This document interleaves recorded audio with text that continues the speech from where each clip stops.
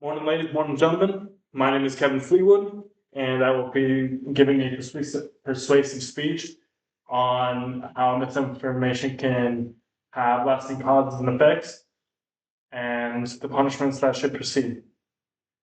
1, 2, 3, 4, 5, point 1, point 2, and point 3 in the back.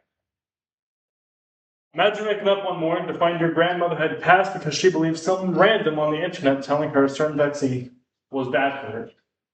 For many, this is a real possibility or reality. Due to misinformation spreading so rapidly, companies on social media should be required to monitor and remove any harmful false content.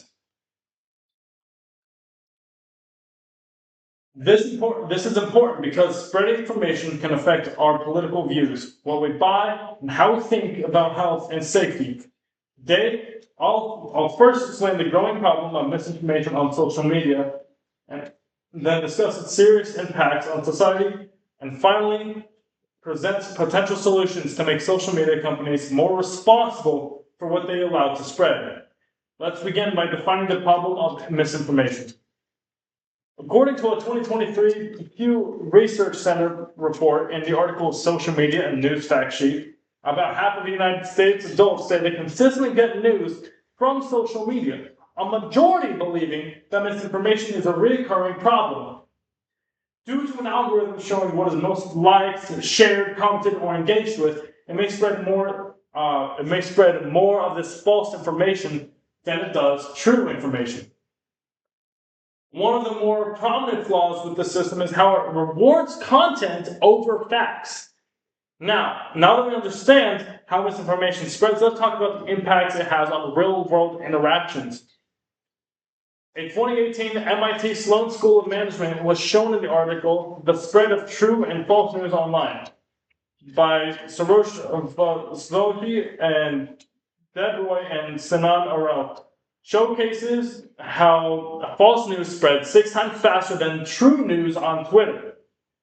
This rapid spread can create a downfall in public trust, communities, and even endanger lives. The study highlights that misinformation is not just about annoyance and attention, but a structural issue in itself, on the truth itself.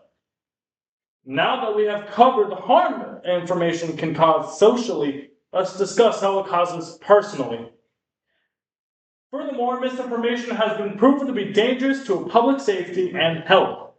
For example, during the prime COVID-19 time, much false information was spread about the vaccine, which caused lower vaccination rates and convinced those that needed it that they didn't. According to a study in an article called Public Health and Online Misinformation Challenges and Recommendations by Briony Swire-Thompson and David Laser, it was shown that due to many receiving information, true or false online, they believe whatever is told to them on social media.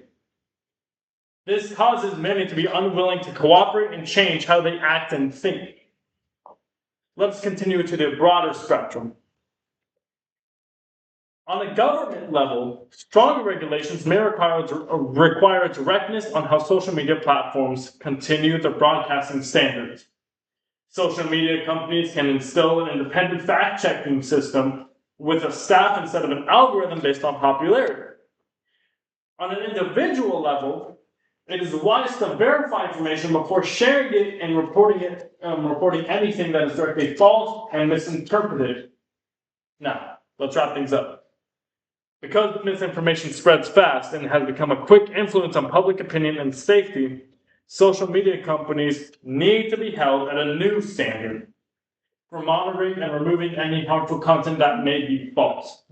Today I discussed the growing problem of misinformation on social media, explored its impacts, and shared plausible solutions for better regulations.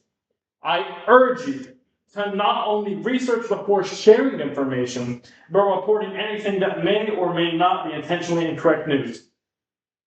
Thanks for joining me in today's speech. Have a good night.